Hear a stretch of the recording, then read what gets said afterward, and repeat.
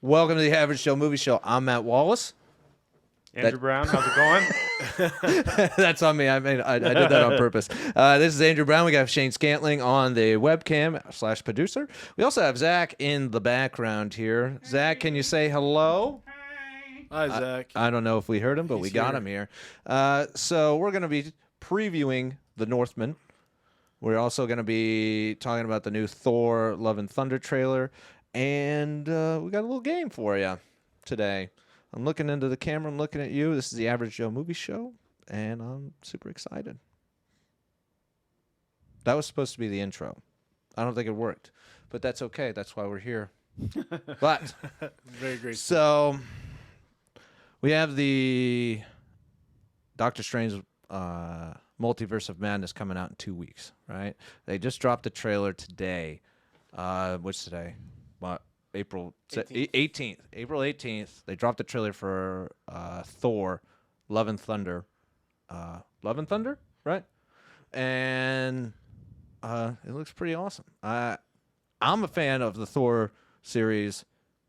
I'm even a fan of the second one. So I just love Chris Hemsworth as Thor. He just plays the perfect role.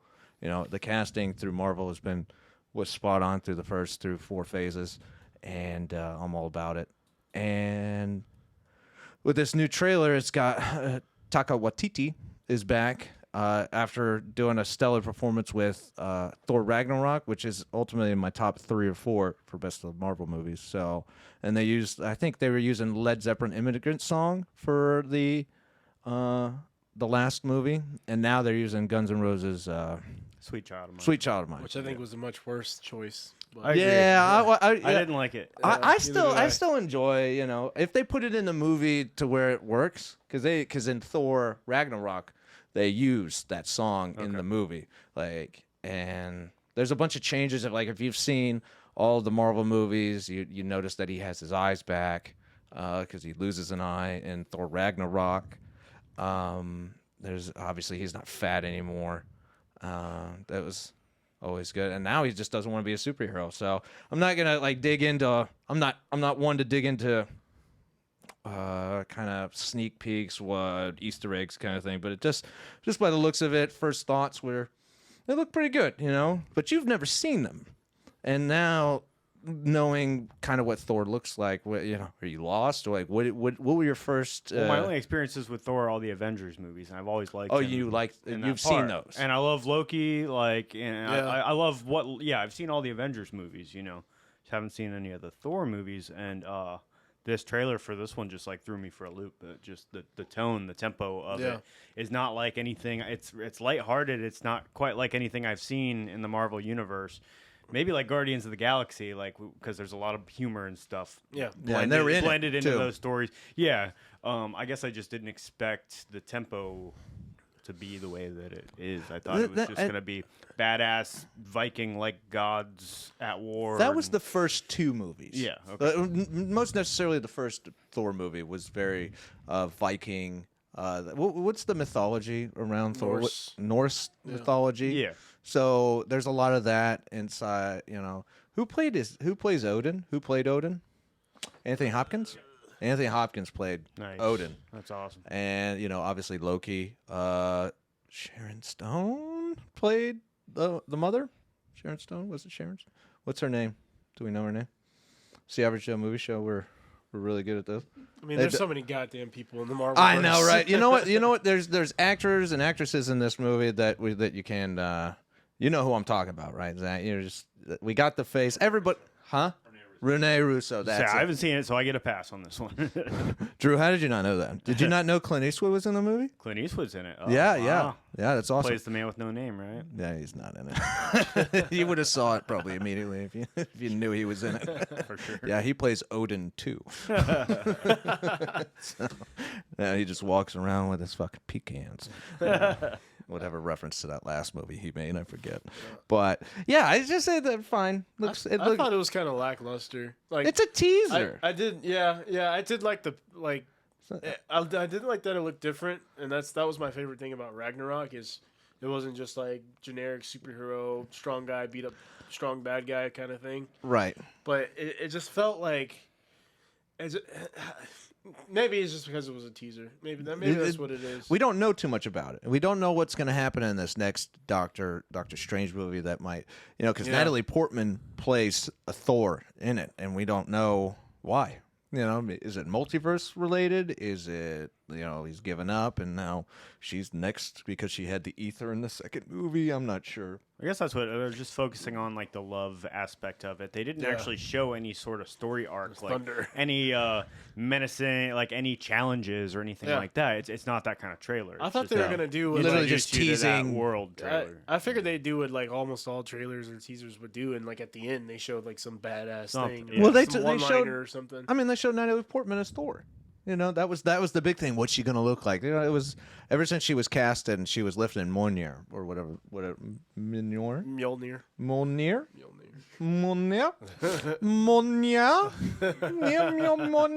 Sounds like I'm talking to a baby. I'm a big Natalie Portman fan, though. Huh? I'm a big Natalie Portman fan, though. Yeah. Bruh. It's a great aesthetic casting in my opinion. Love her. I love my wife, but I love her too. So. But out your fucking mouth.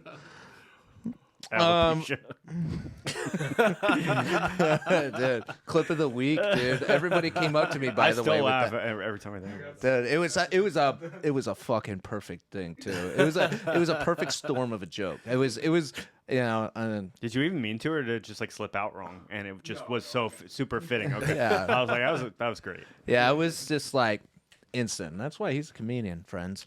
Yeah. You'll see him soon in Florida. I don't know where there's any shows. We'll get to him later. What else movie-wise? I will tell you this, though. I'm actually going to go off the rails a little bit. And I didn't discuss this pre-show. I did see The Social Network again. Oh, I love that movie. That movie, imagine that movie being made now, Do you remember the movie much? Oh, yeah. Yeah, so like Jesse Eisenberg, Andrew Garfield, like all those, Justin Timberlake, all the characters in that movie. It really displays how well of a filmmaker David Fincher is, because that movie was so ahead of its time. Yeah. Like not knowing how big Facebook was going to be. Even it was made in 2010. I first heard about Facebook in 2007, maybe. Mm-hmm. And I even asked, I was like, how do I get a Facebook? And they're like, do you go to college? I'm like, And they're like, well, you got to be in college. I was like, wow. Because I think it was like UCF. It was like, and I still have my MySpace with fucking Slipknot blood shit hanging off the wall. There's like I was doing, the Boogeyman is real and you found him tagline and all kinds of stuff. And I have Monster Mash as my MySpace song. Dude, you look up MySpace, you know what it is? Yeah, you buy this domain. Yeah. Yeah, Mine you can't still click. exists. I think I mistyped it, and then I typed it again. You can't click on anything. Like it just says MySpace, and it has that's it. It's a relic. The last thing I heard was that somebody had hacked my account, and it looked like I was sending all these crazy fucking sexual videos to a bunch of people. Oh no! Women's boobs out and about, just like, and like, some people are like, at that point in time, that was way back when, were like probably just like dumb enough to not realize that it wasn't me. Yeah. And it's like, God, some people probably still like hate me to this day over that. Like, you send me too many. The idea of that just like stresses me out. You send me too many boobs. Not to get off on Why'd too you send much. me that weird porno? Not to get off on too much of a tangent, but like I wish they did like some time capsule thing where they just restored MySpace to like 2011 or something. Yeah. And you got all your messages man. and comments and stuff like that, and you just pay like $50 or something. that'd be and you could crazy. just go in it. I wouldn't do it. I'd be like, you know what? Nah. I absolutely would, but it would be It'd a be long cringe, time from dude. now. It'd be just a cringe fest. I'd have to be like 40. Like I can barely do the memories on Facebook. I'm just like, Oh, they're what so the bad. fuck I am have I? some bad ones, man. I'm Me just, too, man. Some of the stuff I used to say that I thought it was so smart, or like, I'm like, what so the fuck am I- intuitive and like so profound with some of these quotes, Right. Andrew Brown quotes. I'm like, I was a fucking moron. I'm ashamed of myself for what I said. Why did they bring this back up? Exactly. Well, thing, the reason I bring that up, and I guess it's not really movie related, but I wanted to say it because I feel like I don't analyze movies so much in the sense of like some sort of critic or what have you, and looking from the outside in. And I was just noticing Jesse Eisenberg's character as Mark Zuckerberg, and I was just like, the guy who connected the planet is so socially awkward. Yeah. Like it's insane to me that somebody who has zero social skills has made has completely connected the entire earth. And it's just crazy to me, like that thought. I just thought I'd bring it to you guys. Yeah. It wasn't really as a shock. It just kind of popped up in my head that I watched that movie a couple of days ago, and I was just like thinking, I was just like, dude, this is insane. And look at us now. Like we're on fucking a podcast. We're talking to we're talking to Dom right now. And that's it. Hey, Dom. And whoever else listens, I really, really appreciate it, Kevin. I think some would argue that that's David Fincher's masterpiece, though. Really? Even over Fight Club? People go crazy over that movie, man. It's not my personal favorite, obviously. I wouldn't even put it in my top 3, but it's a masterpiece. It's one of those movies. It's just like Inside Llewyn Davis, Yeah. Like the more you see it, I think Inside Llewyn Davis is just skyrocketed, above, a lot of pretty big classics of Coen Brothers. Yeah. Same with Hateful Eight. Like certain directors make these I wouldn't say unique movies, but just out of nowhere kind of movie, and you don't really think about it until way later, and you're like, you watch it again, and like, wow, this movie is way better than I remember. Yeah. And then you see it again, like, wow, that was even better than the last time I watched it. You just kind of see something new, kind of thing. I just really like, somebody who's late in their career can make made a movie like that, and still holds true. And now it's even, that movie is even more fucking relevant today than it was in 2010. Like it was, like I said, that's why it was ahead of its time. That's probably why a lot of people think it's a masterpiece in its own, because it stands the test of time, and it exceeds it too. And it might even, it really describes how people are, as just interacting one another, in real life. If you were to look up any top 10 list of movies from the 2000s, I bet that makes most of them. Mm-hmm. I see it, especially from 2010. A lot of people would put that in the top 10 of the 2000s. Exactly. So, and it's really good. Everything, it's spot on. I can't really find much wrong with it, but if I were just to be critical about it, I don't know. But I just wanted to bring it to everybody's attention. I know it was kind of out of left field. I didn't really even tell you that I was going to mention it. No, it's a great movie, man. We've never talked about anything like it. So. Yeah. But let us continue. I'm sorry. It is currently 4 days away. I say 4 days, maybe 3 days away, before Robert Eggers' The Northman, the North, Man, the Big Lebowski edition. The North. Man, there's a beverage here, man. Beverage. And Robert Eggers, this is his third feature film, and if you don't know what his other films are, he's made The Vitch, as I call it, because there's two V's, they make a W. Woo! And The Lighthouse, starring Robert Pattinson.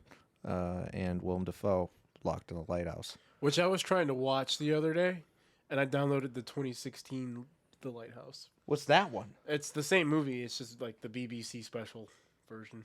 Oh, so it was censored? No, it's just like it's like a straight to TV kind of movie. Oh, so weird. Yeah. I didn't know that existed. No, it's not. It exists. It's the same movie. Yeah, I was like, I can't watch this. Oh, I thought you were talking about the same movie, same characters. They just fucking changed it up. Like, what? So, but yeah, what how long has this movie has been in the works for a while? It has Anna Taylor-Joy, right? Anna Taylor-Joy, right? Bjork, weird. Yeah. Not because she's weird. I mean, she is, but. Nicole Kidman, Alexander Skarsgård, fucking Ethan Hawke with the comeback kid. Yeah. Look at that, man. Yeah, loving it. And for sure, I can't wait for Black Phone, that movie where he's playing a serial killer. Yeah, coming out in June, I think. And he's in Moon Knight right now. So. Yeah. Oh yeah. Yeah. So, but one cast member that got cut because of scheduling conflicts was Bill Skarsgård. What was he gonna play? He was going to be in it. He was gonna be the guy. No, both of them were going to be in it. It was going to be Alexander Skarsgård and Bill Skarsgård. So everybody was like super hyped to see the brothers in a movie together.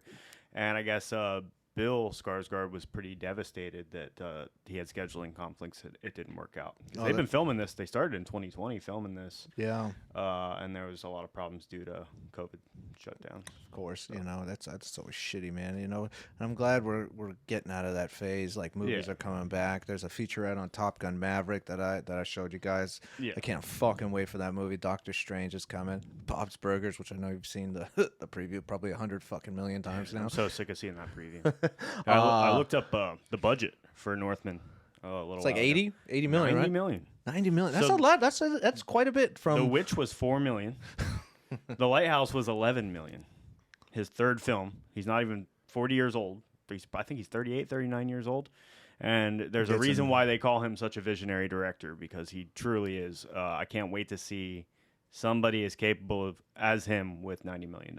Like, dude, I this just looks can't wait so to see. good. Dude, every Set poster. pieces. Yeah, every I haven't poster been so I've excited seen- about a movie in a long time. Yeah. Yeah. Did you get tickets? I've seen The Lighthouse probably 10 times. I've seen The Witch probably 10 times. No, I didn't get tickets yet. Yeah, we're planning on seeing it sometime this weekend. Let's go Friday. Yeah, that's I'm what. off Friday. Everybody else come with us, Dom. Yeah. And Friday Seven? night, I'm down for it. yeah, we'll do it. 2 hours and 20 minutes. Seems like a pretty good length for an epic Viking story.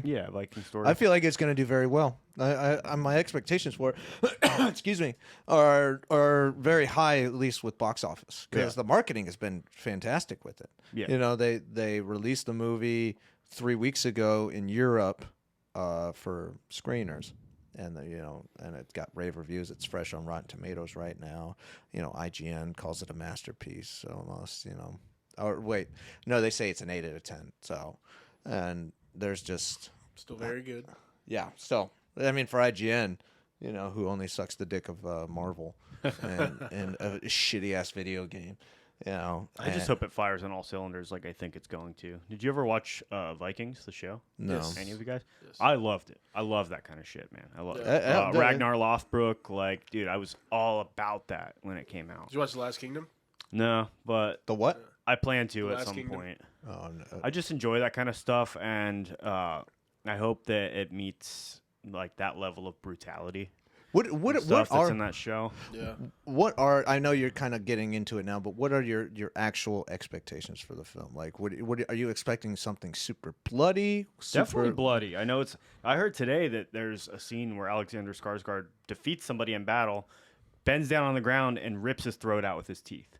Rips the person's throat out with his own teeth. God damn. Sounds about right. Like, I mean, the And Vikings if you've were seen brutal. the way he looks in this movie, he's fucking jacked. Like he just looks like a monster. Last So- time I saw him, yeah. Sorry. Go No, ahead. you're good. No, that was about it. Last time I saw Alexander Skarsgård was Godzilla vs Kong. Yeah. Like he had some shit ass role in it. Yeah. So I've always he liked was Godzilla. He was so jacked. He was jacked as him. fuck. Dude, that was him? Dude, that was him. He Where'd turned they get into such a big costume. Dude, it was the animality, bro. He turns smiled into at the end. Godzilla. Dude, I again not veering off. Fuck that fucking thing, dude. Godzilla smiling. That's I'm why gonna I brought it up, I'm gonna man. fucking I kill knew my. he was I'm gonna gonna get mad. fucking kill myself if I ever see that again. You know, I hate it. I absolutely hate it. And he was supposed to show zero emotion. That was one of the things that Toho was like. He can't show emotion. That's just the way it is. And of course they worked out the stupidest fucking thing. You know, with this fucking stupid ass smile. I'm a little away from the mic. That doesn't make any sense. When have you ever seen any form of reptile show any form of emotion? Yeah, You that's know? it's literally why they not how call it them works. reptiles. You know, They're supposed to be cold ass, like fucking just unfeeling things. exactly. What the fuck? What were we talking about now? The Northman. The North. I'm going to see man. it 3 times in theaters. Man I've of the already North. decided. Yeah, nice. The Man of the North. What if it's how would it suck for you? I know that like we always ask like how would it be good for somebody like what if you were expecting a slow paced like slow burner like almost like a Lighthouse type movie with this. That's I know it not does. what I'm hoping for. I know, right? You know, not just I with would be this. disappointed. And I love that. That's what I like about him. That's why I've watched The Lighthouse so many times. It's a good late night film for me to throw on. I like that pacing. Just watched The Witch today for like the 10th time. It's also very, very much a slow burn, but this movie can't be that. Yeah, You know, just, that wouldn't. People aren't going to like that. So You want to see people get split in half. yeah, it's a battlefield epic, and it's a revenge flick. It's the whole plot is based around the idea that his uncle killed his father. He's a prince. like Hamlet. Like Hamlet. Yeah. Like Shakespearean. Killed his father, and I guess abducted his mother, and now he's got to go avenge his father, and get Somehow revenge, some and, crazy like, shit happens. Get his mother back or something. I don't know. I Yeah, don't really reclaim know his too much. throne, pretty Yeah. much. Yeah, you know. the whole kingdom. Yeah, I guess there's a bunch of dream sequences. Cool. You know, yeah. you See, know. I'm hoping for some weird. That's shit why like that. Bjork is. Don't like, just keep it grounded in reality. I want to see like. It I looks like his, it in a trailer too. I like his visual, just artistic way of doing things. You know, his movies become like a fever dream. They're just they're strange. I mean, the first two movies they made were, based in mythology, witchcraft on the first one. The second one was mermaids and shit. So this is gonna be more grounded in reality than anything he's done. But I hope you still see some weird shit like that. I see you sparring with a gull. Best leave it be. Bad luck to kill a gull. Goddamn farts. God, there's so many good lines in that. Drop of coffee will do you good. What? A drop of coffee will do you good. What? is that what they were going? They just looked at each other and said what or fuck? I can't remember. Oh yeah, they just keep they just go at it. Yeah. Ape shit on each other. What? Yeah. I guess Willem Dafoe has never been close to punching somebody in the face. I heard, man. Than Robert Eggers. He's like he had me do this take 5 times, and at some point I was like, what the fuck are we doing? Yeah. Even Robert Pattinson and Willem Dafoe, I think, didn't get along. Tensions were just really high. It was we were in Nova Scotia or whatever. It's really, really shitty weather. High winds. They like all the weather you're seeing in that film is real. They didn't simulate any of that. They built the lighthouse. They constructed that from scratch. That's and where the built $10 million all the sets in went. Northman, and I heard it was very similar filming conditions. They filmed in Northern Ireland, but it was just like a lot of problems with the weather. Just a grueling filming experience for the actors. That's probably why it turned out so good. So think about it pulls a certain performance out of people. The Mad Max Fury Road. Yeah. Like you put yourself in a grueling,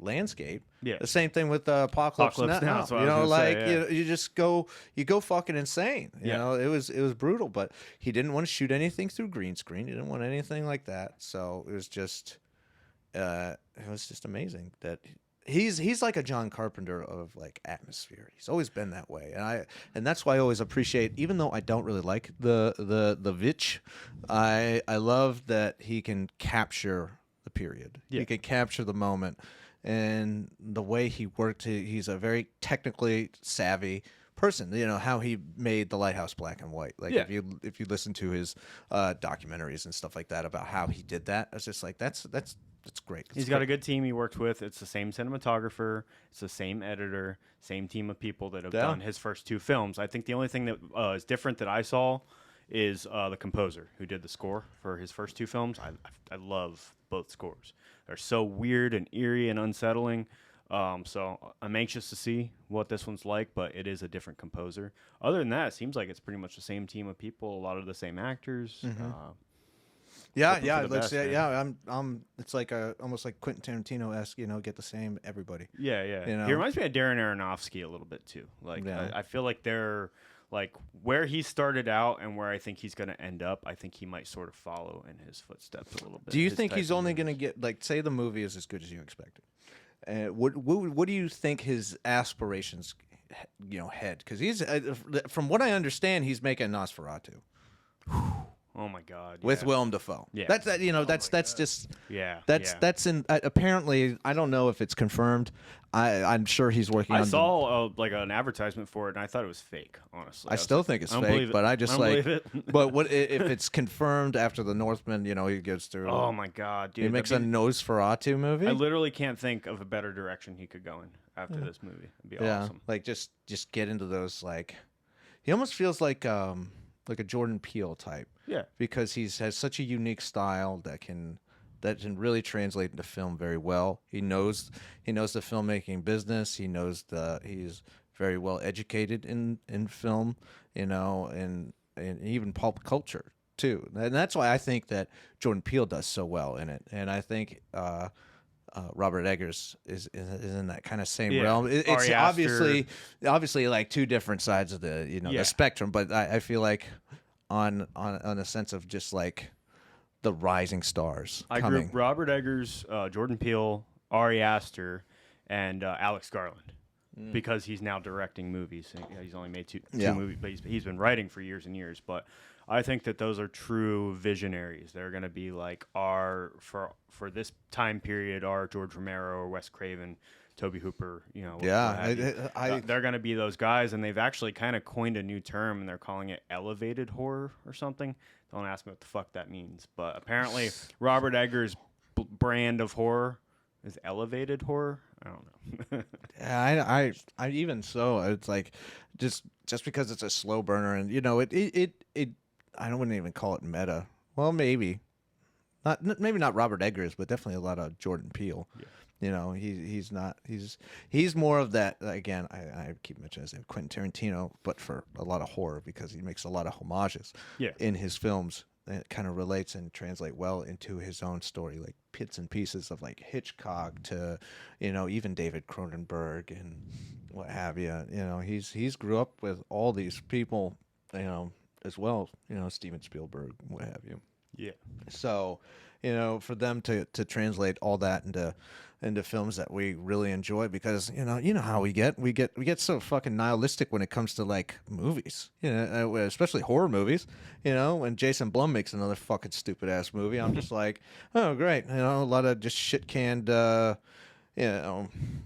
have you, money grab. Yeah, it's just, and it's the same thing. It's PG-13, what have you. I'm just like, just all right, restrict yourself. Who gives a shit? You just, a lot of people are just in it for the money. Yeah. And I've always just had, obviously, you're a listener of the show. How much I hate that fucking way of filmmaking. And Robert Eggers isn't. Yeah. Like he's truly an artist. You can feel the passion. Yeah. In every moment of all of his films. Like, he's just not that tight, we have a lot to look forward to this year for horror, for sure. Is The Northman A24 like the other movies? I don't know. Can you look that up, Shane? I think it is, but I'm not sure. $90 million? If A24 gives up $90 million? Is it Universal? That makes... Yeah, that's Universal is kind of taking on that role, because that's who made... That's Jordan Peele's company. He's with Universal. Yeah. And that's just amazing to feel. Like Universal. It's just sick of everything Disney or 20th Century Fox, which is also fucking Disney now. And it's just good that Universal is kind of getting its shit back together. Even though they are coming out with that third Jurassic World movie, which I'm not too pumped on, man. They didn't even need a second one. Yeah, that second one I'd fucking stopped watching it. Okay, I did. I'm not gonna lie. I did finish it, and then it got even worse. Zach, have you seen the end of the Fallen Kingdom? I'm gonna tell you the ending right now. There's a bunch of dinosaurs that get captured. They blow up Isla Sorna, and they auction them off. And one of the daughters of Hammond or what have you finds out they're a clone, and the clone connects with the dinosaurs because they're clones too, and she lets him go. And that's the end of the movie. That sounds like sci-fi, like the Sci-Fi Channel, not like the sci-fi movie. Shoot her! Shoot her! More like shoot me in the fucking face. Like I'd get in front of that bullet every time. The only reason I'm seeing the new one is because Sam Neill, Laura Dern, and Jeff Goldblum are all going to be in it. Yeah, and that's a way to put. Imagine if they didn't bring them back. I know we're veering off again. I wouldn't be going to see it. Yeah, imagine if they were in it and the fucking they tried to make a third movie, and it's like. Nah, this is a fucking desperate attempt to put butts in seats. And that's all there is, man. It's fucking insulting. almost. Like it's Yeah. these soft reboots where you bring the main characters of the old versions back to do fucking nothing except hand off the fucking baton in the shittiest way possible, rather than just, hey man, let's put these guys back and see if they still got it, you know, rather than, you know, that was the big deal with the Star Wars thing as well. It's just like fucking, you know, they have, you know, Rey fucking Skywalker bitch fucking doing her thing, and it was so annoying throughout 3 movies, made just a waste of money. Those are all forgettable. Like nobody's gonna talk about them. I like the snow scene from the first one, but other than that, which one? Wait, which one? The Force Awakens. What snow scene? The fight? They're in the fucking woods. I mean, the only thing That was good, cool. the only thing consistent about those fucking movies was Adam Driver as Kylo Ren. Dude, Oh, yeah, I think he just I'll used suck that. his fucking dick right I now. think he just used that as like a trampoline. Like he was already like kind of rising star, but I everyone's need like, to well, be- he's I need to be free from this pain of Star Wars, you know? Please. You know, I mean, obviously, it didn't wreck his career. I thought it skyrocketed his career because then, dude, in the middle of that, he was making Logan Ryan, I think it was called. It was one with Daniel Craig and him, you know, do a bank heist. That was super cool. That one, obviously, Marriage Story, fucking Black Klansman. Like, he is my favorite actor acting right now. And everything he's in, and even House of Gucci. He's in another new movie that's coming out soon. I'm just super stoked on him. I'm super I'm stoked always for on him. board. But- If he's in the movie right now, I'm on board for sure. But we have digressed from the Northman all the way.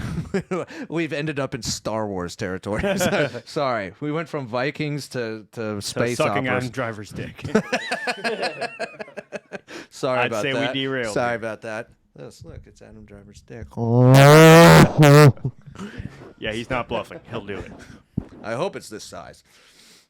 So. Just let him suck your dick. Please, for all of us, will shut the fuck up. We have gone way off the rails here. I'm sorry. So, how am I going to reel this back in? The Northman, Vikings, dicks. No. I don't know how to reel this back in here. So, let me ask you this. Okay, so.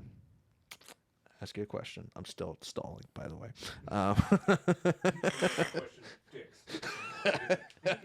Tell me what size. Tell me when to stop, okay? Holy shit. Okay, so The Northman comes out this week, but there's also another movie that comes out this week.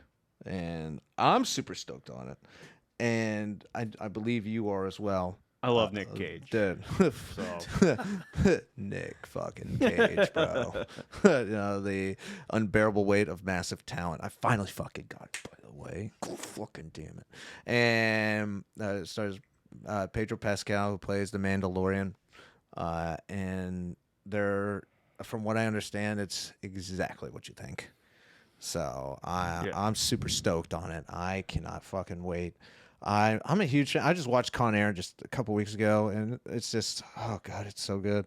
Just put the bunny back in the box. I don't understand why I love that movie as much as I do. It's just guilty pleasure. That and Gone in I'm 60 seconds for me too. Oh, man. Let's ride. Just fuck everything up. And Angelina Jolie, man. What was her name in that movie? Fuck it, don't matter. It don't matter. But so yeah, Nick Cage plays himself. he's where it's at right now, man. He's been picking such weird roles, man, for quite a few years now. A lot of hits. And, I mean, hits and misses. You know, Some of his best acting performances, in my opinion, you Yeah. know, that I've seen throughout his career. He's excelled as an actor. I never thought he was the greatest actor, to be honest. And I love that I just like his style, man. He just seems like he's got a great sense of humor. Like he's able to actually make fun of himself in this movie. You know? Yeah, he understands who he is perceived in The Cage culture that he's not necessarily taken seriously as an actor. Yeah. And they're running with that concept. I think he just loves acting so much that he'll just take on anything. Like, Yeah. He's like, dude, I love it. You know, apparently they make fun of the Wicker Man. They do a lot of face-off references. I'm looking forward to all the references. Yeah, for sure. so- I even But- noticed 'cause one of my favorites of his is Leaving Las Vegas that he won the award for, and in one scene he's down at the bottom of a pool drinking a beer. And that's from that movie. I even picked up on like that subtle reference. So I'm like, oh, if they reference that, there's probably gonna be some cool stuff to look out for. You know? I just I could just play the trailer in front of me and it's just like, oh my god, it's his favorite. I think it's gonna be a lot of fun. I normally don't go out to see like lighthearted, over the top, spoofy comedies. That's not my genre. I usually skip that shit. But we'll wait for I like video Nick Cage, and I just think this is gonna be a fun one. For sure. Yeah, I'm pretty stoked on it. It's just I'm just glad movies are back, dude. In that sense. Yeah. So, but that brings us to a little game that I've been thinking about. So we're gonna do a little bit of name association. Shane, you're a part of this too. Okie dokie. What are you on their phone for? I was looking at Nick Cage movies, and then I digressed into. What? How do you digress into something else when you're looking at Nick Cage movies? How do you not? Like, just look at all. Where do you move to? Where did you move to? John Travolta. Oh, Travolta's. So A B C D E F G H I J K L M N O P. That's one of my favorite things from him. But and we'll start off with him. We'll start off with it's a little name association. First thing you think after I blurt out an actor. First thing, Nick Cage.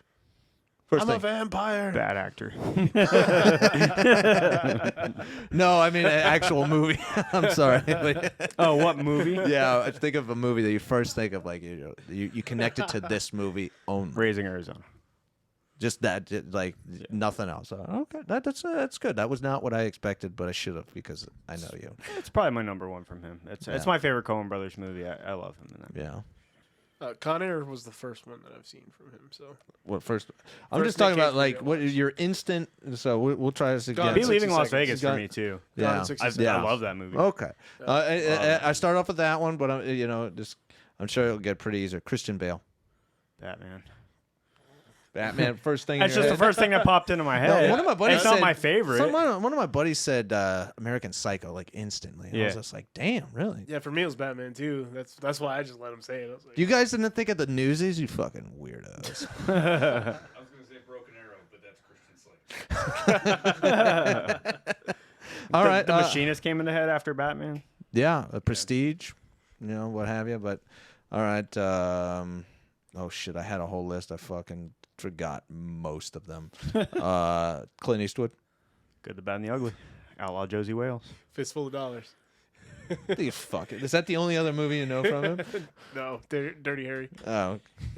I love Every Which Way But Loose. You ever see that? With the orangutan.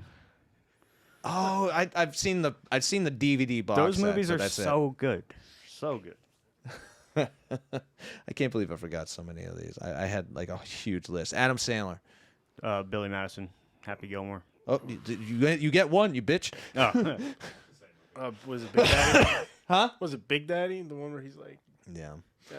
Jim Carrey. Liar. Me, Myself, and Irene. What? Wow, I would think Ace Ventura would have been everybody's number one, Liar is my go-to. The color of the pen that I hold in my hand is wild blue. I can't lie, I can't say it. That's because your boobs are huge. I mean, I want to squeeze them. Those. Thinking of, like Jim, I was watching a Jim Carrey like skit, and he was at the Golden Globes with, it was just recent, where he got kicked out of the Golden Globes, and he just played it off so well. I'm sure it was scripted; they told him about it, what have you. yeah, I But saw that. you see that little like reel where like Andy Samberg is like, they had to you move get. him from the back because he wasn't. He's like, I'm sorry, there's a delay. Can't get your voice. I can see your lips moving. Must be a delay from all the way back here. And they're like, oh, God, like that guy can just switch on immediately. Yeah, I look up to him more than like almost anybody. Just having grown up with him as an actor, just also the kind of person he is. He's just kind of a strange dude, man. He goes his own way. Yeah. It's just he's something basically about all him, but man. retired from acting. He's just painting now. If you ever just look up Jim Carrey quotes, they're always like super introspective and like profound. Like they'll make you think. He's an interesting guy. There's something about him. Like he's a cool dude. I'm gonna be pretty hurt when we lose him. Like for sure. Yeah, I mean, he's pretty much done with apparently he's acting, he claims retired. to be, Yeah. So yeah, that's so crazy. Like an actor who seemed to have loved acting all of this. I mean, obviously your whole career, but it seemed like he lived and breathed it. So for you to switch it up like that, I mean, I guess eventually you get tired. Yeah. I mean, he's pushing 60. He's like 59 right now. So, which is also upsetting. Zach, don't make that face. Oh, but yeah, that was the little word association game I wanted to play. That was it. It was nothing crazy. Cool. But it's just like I wanted to kind of lead in, just because I was getting drunk with one of my buddies, and we were having that conversation. And they're like, "It's just a game you should play." I'm like, "I'll play it on the next show." So and it's crazy cool. what everybody's like first impression is. Like there was another one. I would play it one more right now, and this one's gonna be kind of tough. It's the first movie you think of, and you might even think for a second. Tom Cruise. Mission Impossible. Yeah, Mission Impossible. If you didn't hear that, we said Mission Impossible. Because you can directly the basis of our conversation. This is what I really wanted to get. It's Top Gun. Is the first. I don't even like. I'm not a huge fan of Top Gun, but that's the first thing that popped into my head. You can directly relate. We were talking about Harry Potter, right? We were talking about Daniel Radcliffe. It was like you're always going to associate Daniel Radcliffe with Harry Potter. It's always going to be the first thing. He's never going to get away from it. Yeah. The same thing with Mark Hamill. Yeah. He's always going to be Luke Skywalker. You're never going to see him as I'm like, oh yeah, Mark Hamill, the guy who played in the animated series, Batman the animated series. He was Joker. I was gonna say it's funny because I thought of the Joker first. Yeah. Well, I mean, But everybody. it's only because it's like You want to think of something different. I was like, oh no, I know him from this, but I want something else. It's possible. I mean, Robert Pattinson's done it. I don't think people are just gonna be like, "Oh, Twilight guy." Like he's been too many other things now. I don't think he's just gonna be only labeled as Twilight guy. Like I it's still possible see to break it. free I of still the see mold. it like every time I look at him. But Yeah. it's Yeah. one of those things where I just kind of like, Right. oh, yeah, he did that, but he's great. and another one that's good like that is Brad Pitt. Yeah. I directly still associate him with Fight Club, Yeah, for sure. but But pick one that's just like light years more iconic than any of the others. Yeah. Like, I mean, oh, it's- he's that, and then Yeah. there's all those other movies. He's not one of those. It's Yeah. always been Ocean's 11 for me. I love or Matt Damon. Like they maybe The Italian Job for Matt Damon. I think of Edward Norton of that movie. Yeah, Good Will Hunting. Yeah, right. That's what I. It's because I was a kid when I watched a lot of these. That's why I immediately. Like Ben Affleck will always be the shitty Daredevil to me. Like every fucking time. Like Yeah. it's never gonna be that way. Yeah, it's just. But yeah, you directly associate these. They get pigeonholed into these roles, and Helen Bonham Carter. Like you could say all these different characters she did, but she does the same thing over and over again. Gary Oldman was another one.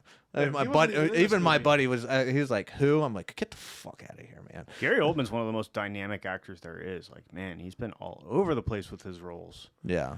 He wasn't even in Really this has played some interesting roles. What'd you say? What'd you say? I Shane? think I just like wrote him into this movie. You The roped Italian him. Job. Who? Matt Damon. It's Edward Norton, I know, in that movie, but He's not even in this movie. I think it just came out when it was like Matt Damon fever, when he was born, and It's been a long time since I've seen that. Yeah, I think I've seen it one time. I watched it once. So, but yeah, man, I just it's just crazy, like that somebody who's probably. And the same thing we were talking about Bruce Willis. That was another thing. Like, can you associate him with anything outside of Die Hard? Yeah, but Die Hard's comes Like to just, mind, you know. Pulp Fiction. Yeah, Sure. Sixth any Sense, cinephiles can really, reel him in. Yeah. But the casual viewer, like, oh yeah, the fucking yippee-ki-yay, bitch. I love when he would do weird shit like 12 Monkeys and fucking Becomes Fifth Her. Element and shit like that. And yeah, Death Becomes Her. Oh my god, dude, he's so good in that. He's the best part of that movie. Ernest. You pushed me down the stairs. Dude, Meryl Streep in that movie, so fucking hot, by the way. that's just one long Tales from the Crypt episode. It's straight out of EC Robert Comics. Zemeckis. Robert Zemeckis directing a Tales from hour and a half long, 2 hour long. He was attached to Tales from. He was, yeah. So He just must have been pretty passionate about EC Comics then. Yeah, he to must be have. so involved with that. that's kind probably of why they came to him, honestly, because he made it. Death Becomes Her in 1990. stuff. And it is ripped straight out of a comic book from the 50s. Yeah, Everything about that story. Yeah, totally. So. But yeah, Bruce Willis is awesome in that. Yeah, I was just, we were playing that game and it was kind of just reminding me of just like, like how actors are actually remembered. We were talking about Bruce Willis, Gilbert Gottfried died today, not today, but he died recently, and, a bunch of good ones have died over the past several months. And, it just reminds them of like, how would they be remembered? Would it be the guy, the principal from Problem Child? For sure, 100%. Jason Biggs will always be Jim. Huh? Jason Biggs will always be Jim. Yeah, right. Oh, you were in Loser. No, you're the guy that fucked the pie. Like, that's all there is to it, dude, you're the Dawson. Now I'm all thinking James Silent Bob. But yeah, I was just bring it to light kind of thing. Well, I mean that's as of right now. I mean that's all I have to say about that. Well, I'll quickly throw in my picks. Yeah. For Well, here, let me do an intro for you. All right. So we're starting a new segment, viewers and listeners. So just a little quick recommendation. yeah. It's about So our friend Jonathan Wu-Tang. What'd you say? I was gonna say it's about Jonathan Wu-Tang. So we talk about a lot of movies that are widely available. But we also want to let you guys know how fucking good we are with movies. No, how much a low budget film could look just like or even feel like a big budget movie, and something that you would not normally see in the theaters, or something that's been old that's kind of passed you by and you had no idea, that something good like that has been made even earlier years. And that's why we got this guy right here. I've been friends with this kid since the 4th grade, and he's been, he's always the only reason I know obscure movies is because he knows obscure movies, and they're awesome, and there's a lot of them. I even have what he's going to talk about one today that I actually have tattooed on me, and I wouldn't have known it. So yeah, and he does too. So we're going to start every week with a couple of Drew's picks. We're going to call it that. And I'll actually, I'll send it to you there, bud. This is Drew's picks, bitch. Right. Well, I didn't want to go super obscure this week because I want to make sure people can actually access what I'm talking about, streaming and whatnot. There's a lot that I would love to mention, but this Start week off light. Yeah, we'll start you off light, something accessible. Peter Jackson's early career. Peter Jackson created the Lord of the Rings trilogy, King Kong. He's a big budget, one of the biggest filmmakers in the world nowadays, but he started off humble like us in very humble territory. He started with a film called Bad Taste, it's awesome. And then he moved on to another movie called Meet the Feebles, which is one of the greatest. It's credited no matter where you look, even in reputable sources, as one of the greatest puppet movies ever made. But it is a nasty, horrific, just shit show of a wild film. It's the Muppets on acid. They're all different shapes and sizes, all different animals, all different characters are cheating on their wives and shooting up on heroin, and they're killing each other with machine guns and stabbing each other and getting AIDS, and it's I don't even know. Do you want to talk about sodomy? Yeah, they're singing songs about sodomy. It's nuts. It's really nuts. But you got to be into We're starting movies off for that. light, boys. For sure. Yeah. By the way, you can look it up on Tubi if you want to watch it. Tubi TV. But it is. I'd be shocked if you're not entertained by it. But that just leads into what I think is my favorite Peter Jackson film of all time. The one that Matt has tattooed on him, and I have tattooed on me, and the shirt I'm wearing, Dead Alive. It was originally Brain Dead. is what the original title. But they brought out another film called Brain Dead around the same time. That's with and- Bill Pullman in it. Yeah, the one with Bill Pullman. I just remember the fucking A crazy. really weird cover you'd always Yeah. see at Blockbuster. The real Brain Dead is the Peter Jackson one. So it was the third feature film in his career, and it's just light years ahead of the other ones. It's a zombie film. It starts off with a rat monkey. A bunch of monkeys got raped by rats on a ship and created this hybrid creature that they have in a zoo that ends up biting Lionel, the lead character's mother, who it's basically like a psycho type of relationship where she's like the domineering mother and he does everything to please her. And she proceeds to turn into this fucked up zombie, and the whole zombie epidemic just takes off after there. But they still credit it as the goriest film ever made. Every time I mention that movie, they look at my tattoo, which is the cover of the DVD and Blu-ray, and they're like, "What is that?" I was like, "Well, it's called Dead Alive," and like, "Oh, what is that?" I was like, "You can find it on YouTube. It's the goriest movie of all time. Still, I cannot think of a movie I have more fun watching. It's every time." It's one of the greatest zombie films ever made, truly. If you like practical special effects, CGI was basically non-existent back then, or you wouldn't have wanted to see like what was available at the time. The amount of practical effects that went into making this movie it's like, astronomical. like you're like tired after watching it. You're like exhausted. Like you have to like take a shower and then go take a nap. It is unbelievable. Go take a shower. Go take. Like, yeah. Where can you? Not super obscure, but a lot of people don't know about it, and I always try to spread the word. The greatest zombie film ever made. Peter Jackson, early career, Dead Alive. Check it out. Yeah. No, and that's Drew's picks. Where can you find Dead Alive? I'm not sure where that's streaming at the moment. It's I I saw it on YouTube. YouTube. It's Okay. on YouTube. There you go. Yeah. Yeah, I know that. I just didn't know if you knew of any. I know that there is talks of him remastering it. Yes. All three of them. Yeah. So The only other horror film he ever made was The Frighteners with Michael J. Fox, which I like, but it's campy and hokey, and it's in a different category, Yeah. But we all hope that he'll return to horror one day and do something really cool like that again.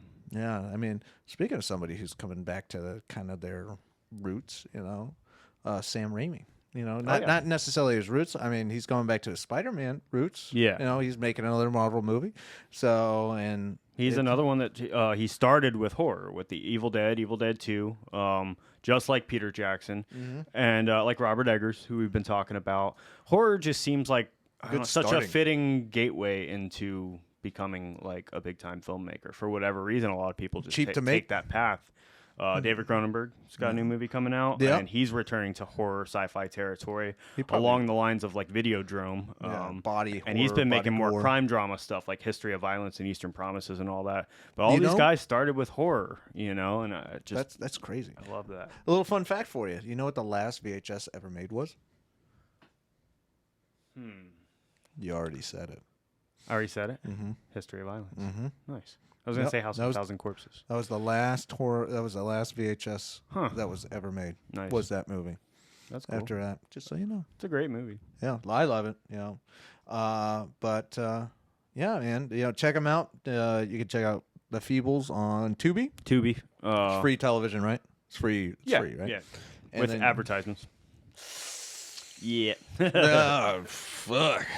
Well, you Uh, lost. You can just say that. It looks like Dead Alive is on YouTube. I recommend that one more highly than Meet the Feebles, but you got to see them both for Yeah. sure. So I'll try to, come up with good content and probably more obscure the next time around. And I will not only keep it horror. That just happens to be my personal favorite. yeah. you know. Well, we'll keep it going. Well, yeah, man. That's our show, baby. Shane, you got anything to add? You good? Nah. Good. Oh, but all right, listeners, viewers, Oh, by the everybody. way- Shut the. All right, we're ending the show, and the next one won't be Shane. Shane will not be involved. But all right, there, boys and ghouls.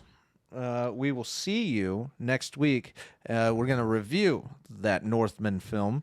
Going to hopefully have our expectations met, maybe exceeded. That's always the plan. Best And- movie of the year, baby. And I don't know what actually comes out next week. I should have prepared myself, but we're probably going to do a two-parter of talking about Sam Raimi, because Sam Raimi deserves a full episode of talent of us. We're talented.